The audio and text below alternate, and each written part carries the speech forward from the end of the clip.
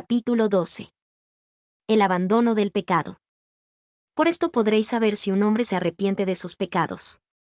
He aquí, los confesará y abandonará. Doctrinas y Convenios 58-43.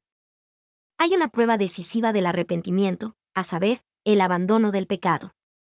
Si es que una persona discontinúa sus pecados con intenciones rectas por motivo de una percepción cada vez mayor de la gravedad del pecado y una disposición de cumplir con las leyes del Señor, tal persona verdaderamente se está arrepintiendo. La pauta que el Señor ha establecido dice así: por esto podréis saber si un hombre se arrepiente de sus pecados. He aquí, los confesará y abandonará. El deseo no es suficiente. En otras palabras, no es arrepentimiento verdadero sino hasta que uno abandona el error de su camino y emprende un nuevo derrotero. Alguien ha dicho que no hay sino una manera de poner fin a un hábito malo, y es no haciéndolo más. El poder salvador no se extiende a aquel que meramente quiere cambiar su vida. El arrepentimiento verdadero impele a uno a obrar. Uno no debe sorprenderse de que se requiera el esfuerzo y no solamente el deseo. Después de todo, es el trabajo lo que desarrolla nuestra musculatura moral así como física. Ralph Parlette lo expresa de esta manera: la fuerza y la lucha van juntas.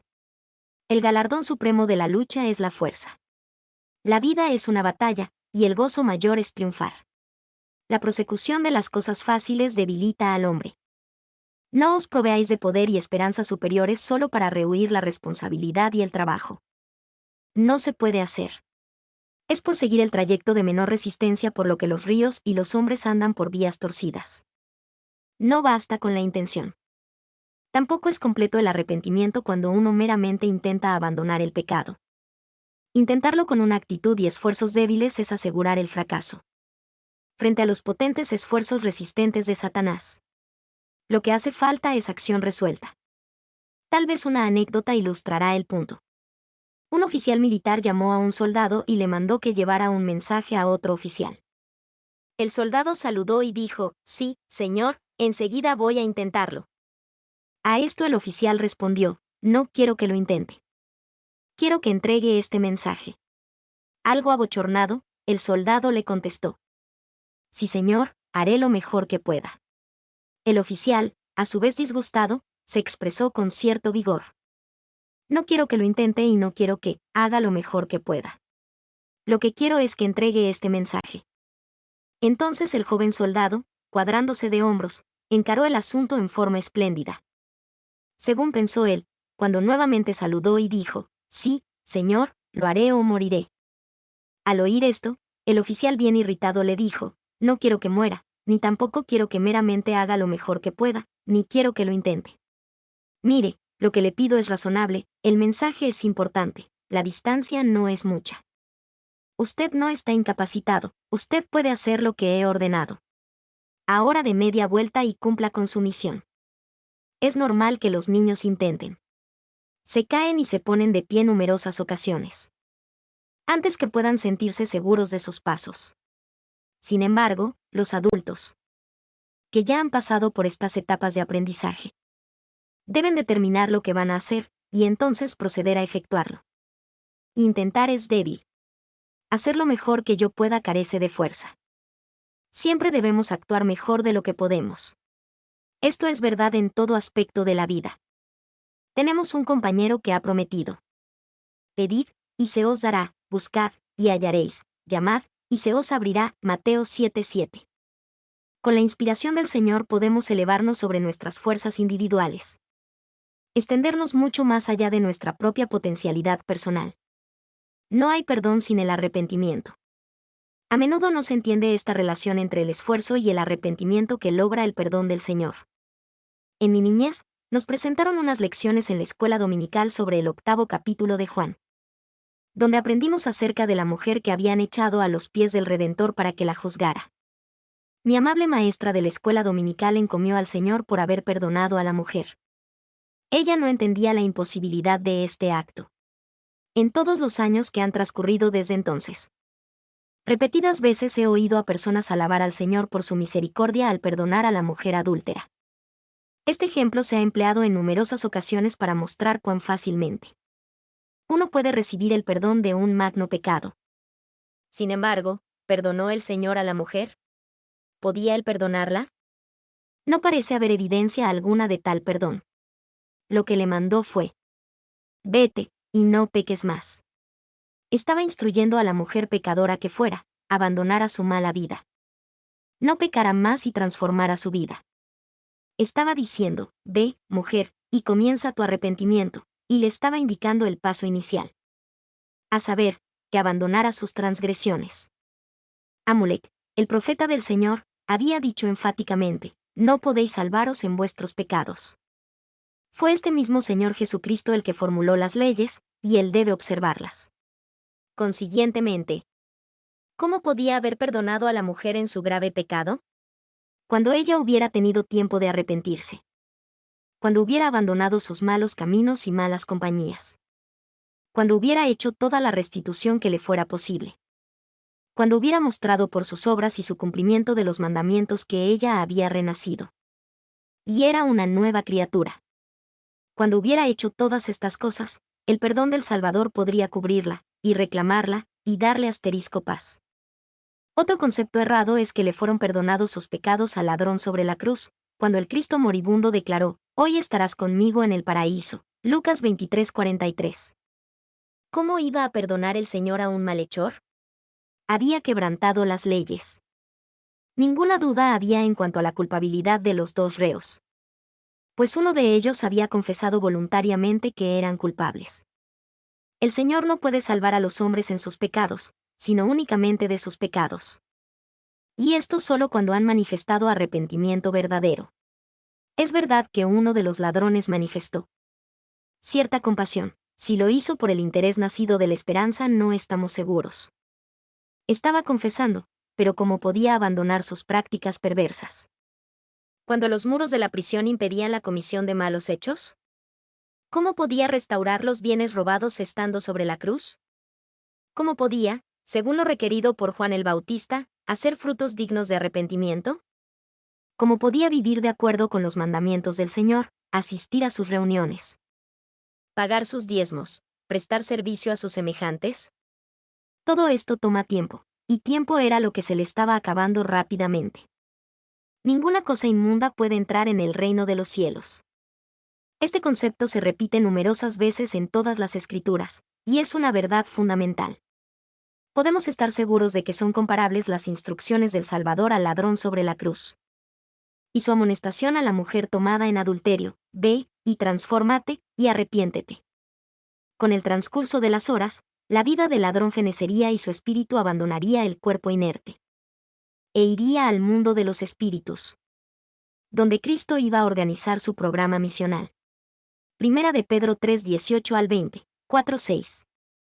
Allí viviría al lado de los antediluvianos y todos los demás que habían muerto en sus pecados. Todo lo que las palabras del Señor le prometieron al ladrón fue que los dos se hallarían en breve en el mundo de los espíritus. El arrepentimiento que manifestó el ladrón sobre la cruz le fue provechoso. Pero sus breves palabras no borraron una vida de pecado. El mundo debe saber que en vista de que el Señor mismo no puede salvar a los hombres en sus pecados, ningún hombre sobre la tierra puede administrar sacramento alguno que logre ese resultado imposible. De modo que la simple manifestación de fe o arrepentimiento en el hecho de muerte no es suficiente. Cuando el Señor, en sus últimos momentos, se volvió al Padre y suplicó: Padre, perdónalos, porque no saben lo que hacen, se estaba refiriendo a los soldados que lo crucificaron. Estos obraban bajo el mando de una nación soberana. Fueron los judíos los culpables de la muerte del Señor. Además, ¿cómo iba él a perdonarlos, o cómo iba su Padre a perdonarlos, cuando no se habían arrepentido? Esta gente cruel que clamó: su sangre sea sobre nosotros, y sobre nuestros hijos, Mateo 27:25, no se había arrepentido. Aquellos que le injuriaban en el Calvario, Mateo 27:39, no se habían arrepentido. Los principales judíos que juzgaron a Jesús ilícitamente, que exigieron a Pilato que lo crucificara e incitaron al populacho a los actos más viles, no se habían arrepentido. Ni tampoco lo habían hecho los soldados romanos, los cuales, aunque indudablemente obligados bajo su ley militar a crucificar a Jesús como se les mandó, No estaban compelidos a agregar los insultos y crueldades a los cuales sometieron al Salvador antes de la crucifixión. ¿Podría el Señor perdonar a Pilato? Claro está que no, sin que Pilato se arrepintiera. ¿Se arrepintió Pilato? Nada sabemos de lo que hizo después que dejan de mencionarlo las Escrituras. Tenía el deseo de favorecer al Salvador. No manifestó el valor necesario para resistir la presión del pueblo. ¿Pudo él haber salvado la vida del Señor? Tampoco lo sabemos. Dejamos a Pilato en manos del Señor, como lo hacemos con todos los demás pecadores. Pero hay que recordar que saber y no hacer es pecado. El arrepentimiento toma tiempo. El arrepentimiento y el tiempo son inseparables. Nadie puede arrepentirse sobre la cruz, ni en la prisión, ni cuando se encuentra detenido. Uno debe tener la oportunidad de cometer el mal a fin de que verdaderamente pueda arrepentirse. Un hombre con esposas en las manos, el reo en la penitenciaría. El hombre que se está ahogando o está a punto de morir. Tal persona ciertamente no puede arrepentirse en forma total. Puede desear hacerlo, podrá tener la intención de cambiar su vida, podrá determinar qué tal hará, pero es solo el principio. Por eso es que no debemos esperar hasta la otra vida, sino que debemos abandonar las malas prácticas y debilidades mientras nos hallamos en la carne sobre la tierra. El hermano Malden J. Bayard señaló con precisión este problema. Un hombre podrá recibir el sacerdocio y todos sus privilegios y bendiciones, pero hasta que aprenda a dominar la carne. Su genio, su lengua, su disposición de participar de las cosas que Dios ha prohibido. No puede entrar en el reino celestial de Dios. Debe vencer, ya sea en esta vida o en la vida venidera. Sin embargo, esta vida es el tiempo en que los hombres deben arrepentirse. No nos imaginemos, ninguno de nosotros, que podemos descender al sepulcro sin haber dominado las corrupciones de la carne, y entonces dejar en el sepulcro todos nuestros pecados y malas tendencias. Estarán con nosotros. Acompañarán al espíritu cuando se separe del cuerpo. Claro está que en el mundo de los espíritus es difícil arrepentirse de los pecados que tienen que ver con vicios y actos físicos. Uno tiene allí espíritu y mente, pero no la facultad física para dominar un vicio físico. Puede sentir el deseo de cambiar su vida, pero ¿cómo puede dominar los deseos de la carne, a menos que tenga carne que pueda dominar y transformar? ¿Cómo puede dominar el vicio del tabaco o del licor en el mundo de los espíritus, donde no hay licor ni tabaco, ni carne para apetecerlos? Otro tanto sucede con los demás pecados relacionados con la falta de dominio del cuerpo. Es más fácil el arrepentimiento antes de arraigarse el pecado. Aun cuando es posible arrepentirse en cualquier etapa del desarrollo del pecado. Ciertamente es más fácil cuando está comenzando. Las prácticas pecaminosas pueden compararse a un río que fluye lenta y plácidamente al principio. Y entonces, al acercarse a las cataratas al borde del precipicio, corre con mayor rapidez. Cuando las aguas fluyen calmadamente, uno puede cruzarlo en una canoa con facilidad relativa. Al aumentar la velocidad de las aguas, se dificulta más cruzarlo, pero aún es posible hacerlo. Al aproximarse la corriente a las cataratas, se requiere un esfuerzo casi sobrehumano para remar de un lado al otro, sin ser lanzado despiadadamente por las cataratas. Hay poca probabilidad para la canoa y su pasajero cuando las recias aguas están a punto de lanzarse hasta el desfiladero que yace abajo. Sin embargo, aún en ese momento, con mucha ayuda externa, uno puede quedar a salvo de la destrucción. Igualmente, en la corriente del pecado, es relativamente fácil arrepentirse al principio. Pero a medida que el pecado se va arraigando cada vez más, el dominio sobre él se vuelve progresivamente más difícil. Si uno pasa por alto el rugido de las cataratas próximas, su suerte está decidida. Si no presta atención a las amonestaciones que se le imparten, la succión de la tempestuosa corriente lo arrastra a la destrucción. Podemos utilizar otra analogía de la naturaleza. Los antiguos pobladores del Valle de Gila en Arizona decían que cuando llegaron allí por primera vez, podían cruzar de un salto el arroyo que corría cuesta abajo por el Valle de San Simón, para convertirse en un pequeño tributario del río Gila. Sin embargo, el valle, al ser despojado de su pasto, fue víctima de la erosión. Las pequeñas corrientes de agua seguían las huellas del ganado, causando profundas grietas. Las aguas de cada tormenta sucesiva socavaron la tierra de ambos lados. dando al barranco una profundidad y anchura cada vez mayores. Las orillas socavadas se desplomaron, y la vereda del ganado se convirtió en una zanja. La zanja se convirtió en una profunda quebrada y la quebrada a su vez se convirtió en un abismo sumamente ancho y profundo, y casi imposible de cruzar. Así es con la transgresión. Cuando un pecado se repite una y otra vez, la zanja se torna más y más profunda. Y aun cuando se rellene la grieta, cualquier corriente fuerte de agua probablemente volverá a encontrar el cauce de la quebrada y lo seguirá, dándole una profundidad cada vez mayor. De la misma manera, aun cuando el pecado se puede abandonar y perdonar, un acto descuidado o deliberado puede causar que vuelva de nuevo. Cuando se reincide en el pecado se abroga el perdón. Los pecados anteriores vuelven, dice el Señor en sus revelaciones modernas. Muchas personas no saben esto, o bien lo olvidan por conveniencia. Vete, y no peques más, fue la amonestación del Señor. También, los pecados anteriores volverán al alma que peque, dice el Señor vuestro Dios. Doctrina y Convenios 82:7. ¿Significará esto que la persona que vuelve a los pecados que supuestamente había abandonado debe iniciar de nuevo el procedimiento del arrepentimiento desde el principio? Que uno, al volver al pecado, ¿no puede entonces comenzar el arrepentimiento a partir del punto en donde se hallaba?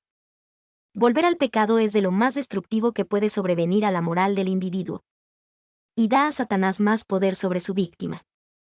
Aquellos que creen que pueden pecar y ser perdonados, y entonces volver a pecar y ser perdonados una y otra vez, deben poner en orden su manera de pensar. Cada pecado previamente perdonado se agrega al nuevo, y la suma total se convierte en una carga pesada. De modo que cuando un hombre ha determinado cambiar el curso de su vida, no debe haber retroceso. Cualquier paso hacia atrás, aun en un grado pequeño, perjudica gravemente. El alcohólico reformado que acepta de nuevo solo una copita bien puede perder todo lo que ha aventajado. El pervertido que se descuida y vuelve a los antiguos compañeros o situaciones corre un grave peligro nuevamente. El que en otro tiempo fue esclavo del cigarrillo, que fuma solo un cigarrillo más, se está encaminando de nuevo a este vicio. Fue Mark Twain el que dijo que sabía que podía dejar de fumar, porque ya lo había logrado 1000 veces. Cuando uno deja una cosa, debe cesar de hacerla.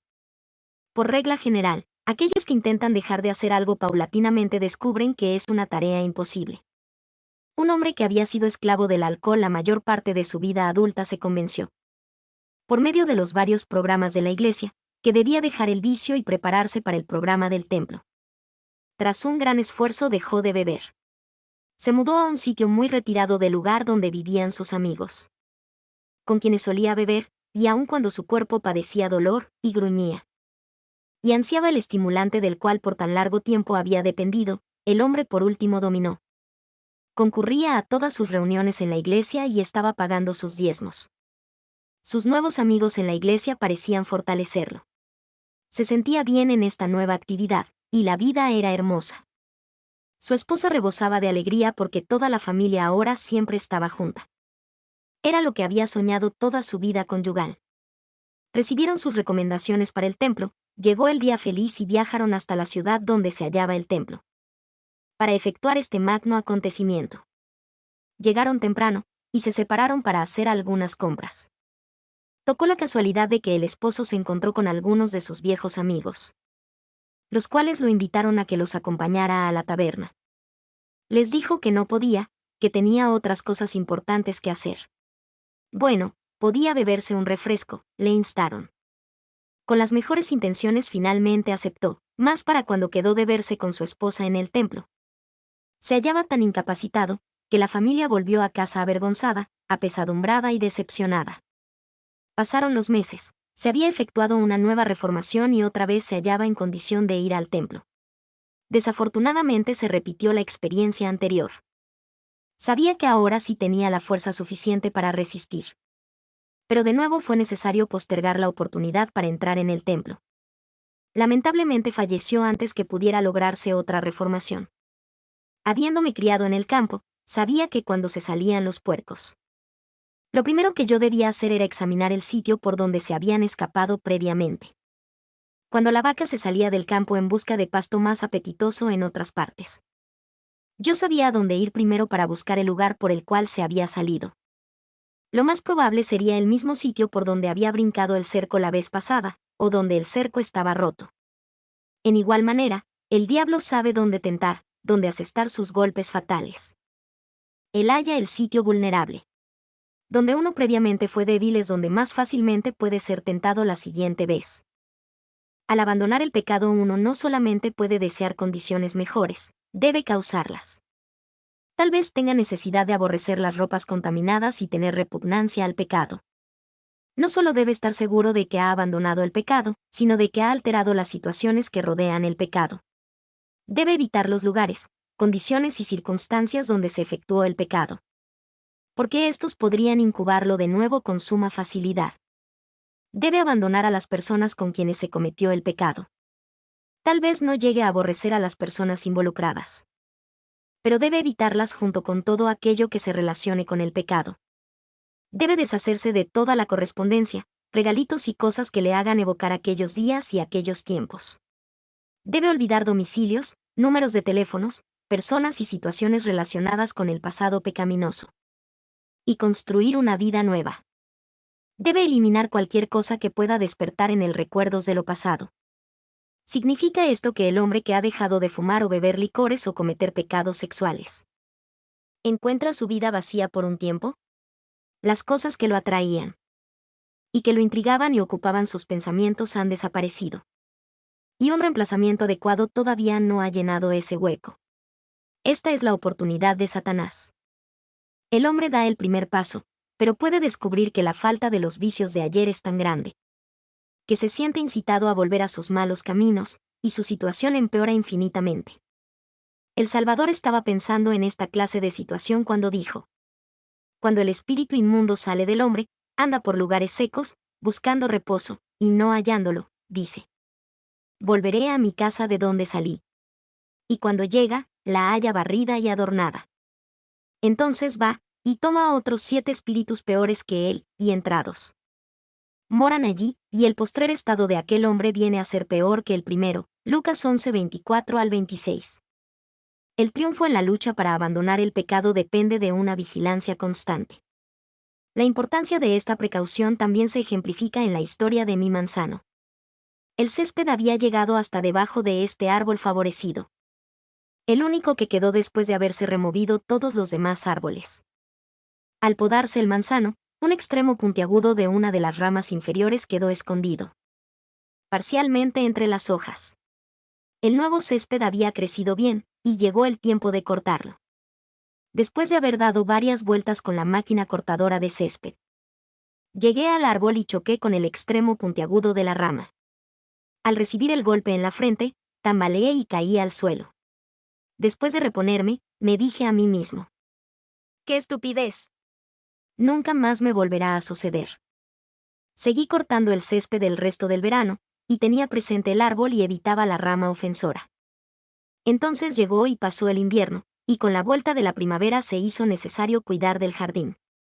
Había olvidado mi golpe, no procedí con cuidado y nuevamente recibí en la frente otro golpe de la rama puntiaguda. Y volví a caer. Había descuidado mi defensa, no me había fortalecido suficientemente. El dolor me hizo reflexionar y ahora me protegí contra una repetición. En relación con el pecado, muchas personas constantemente están dándose contra esa rama puntiaguda. Vuelven una y otra vez para cometer el mismo error. Enterados del punto peligroso, todavía regresan. Una señorita, sabiendo del riesgo que corre al salir con un joven que le ha dado razón para desconfiar, se aventura a acompañarlo una y otra vez hasta que el resultado podría ser fatal.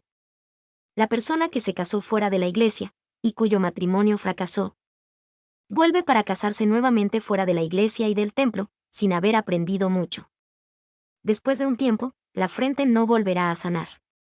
Aquel que no puede aprender de los errores de otros es insensato. El que no puede aprender de sus propios errores es un necio. Muchos de los que han abandonado sus hábitos malos han descubierto que la sustitución es parte de la respuesta.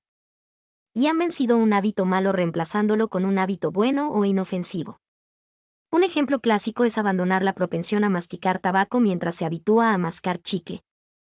En Australia me impresionó una expresión que se usa mucho allí: soltó su bulto. al hablar de uno que se había tornado inactivo o había retrocedido y reanudado sus maneras anteriores de vivir, alguien empleó esta expresión familiar y dijo disgustado, soltó su bulto. Todo lo que se ha dicho y escrito sobre este tema debe prevenir, desde el principio, a las personas que son dignas para que no se enreden en el pecado.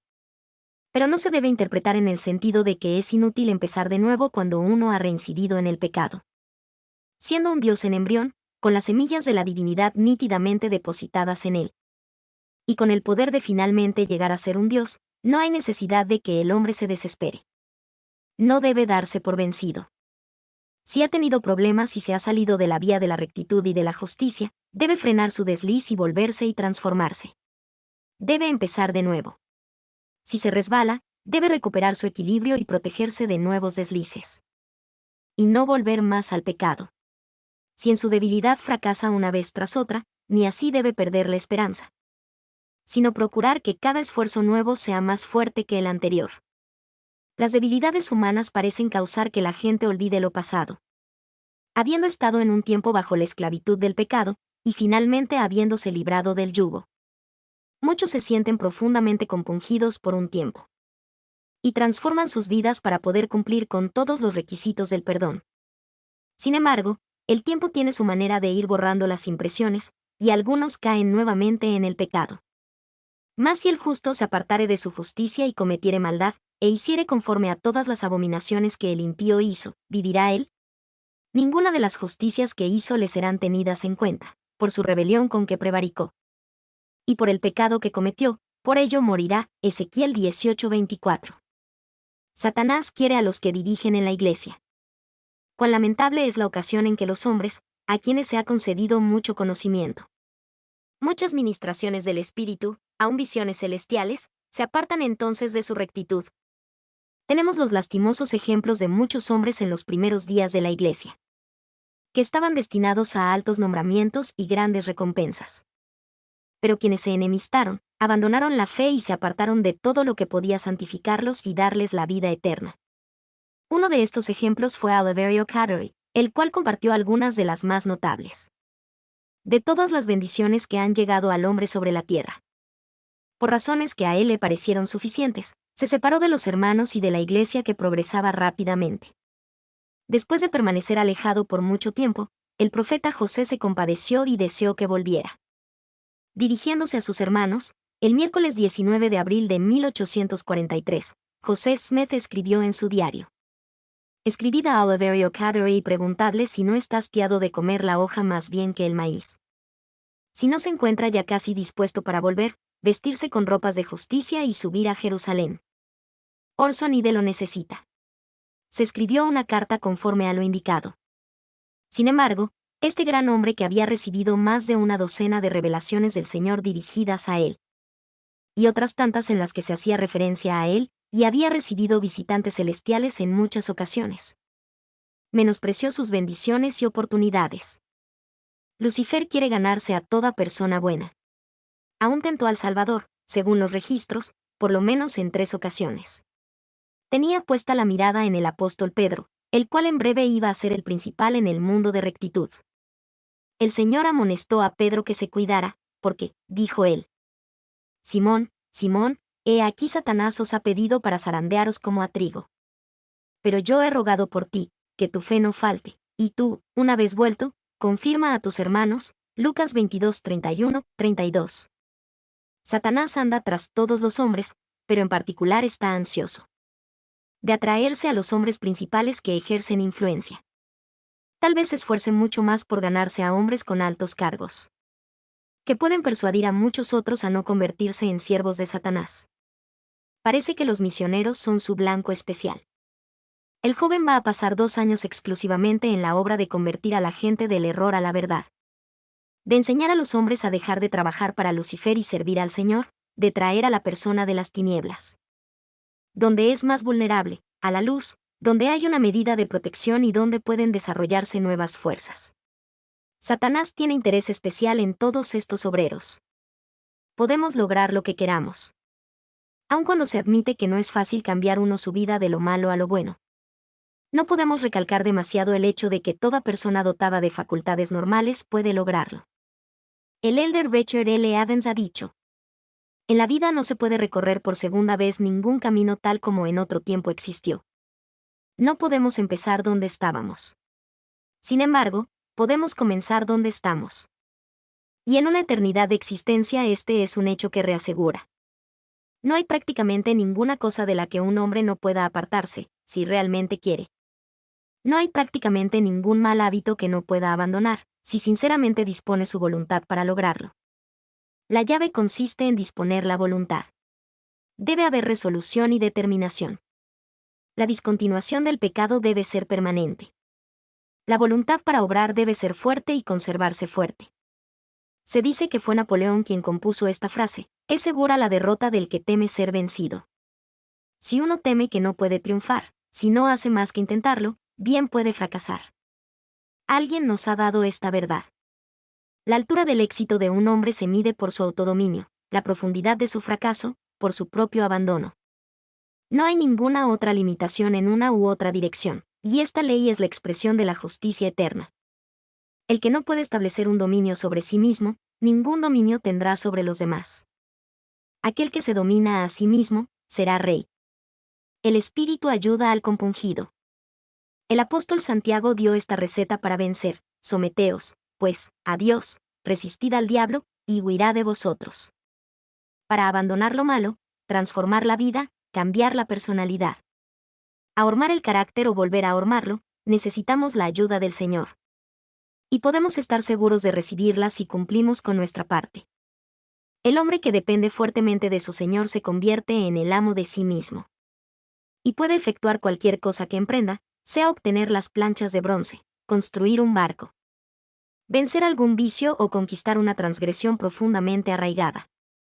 Aquel que es más fuerte que Lucifer, aquel que es nuestra fortaleza y nuestra fuerza, puede sostenernos en épocas de grave tentación. Aun cuando el Señor jamás apartará a uno del pecado o de las manos de los tentadores por medio de la fuerza. Él ejerce su espíritu para inducir al pecador a que él mismo lo realice con ayuda divina. Y al hombre que se somete a la dulce influencia e instancias del espíritu, y hace cuanto esté en su poder para conservarse en una actitud de arrepentimiento, se le garantizan protección, poder, libertad y gozo.